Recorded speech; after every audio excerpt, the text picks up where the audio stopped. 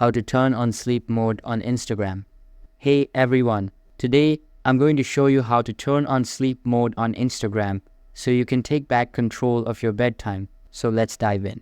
Start by opening your Instagram app and head to your profile. That's the icon in the bottom right corner. Now tap the three horizontal lines at the top right corner of your screen.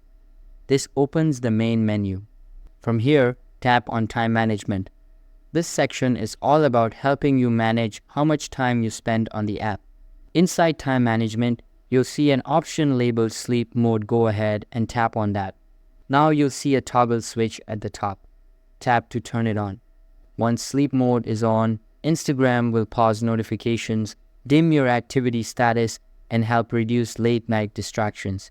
You can even set a custom time schedule. Choose when sleep mode starts and ends each night, so it fits your routine. It's a simple way to protect your sleep and create healthier app habits right inside the app itself. And that's it. Sleep mode is now on, and you're one step closer to better rest and less screen time. If you found this helpful, hit that like button, drop a comment, and don't forget to subscribe for more quick tech tips. Thanks for watching, and sweet dreams.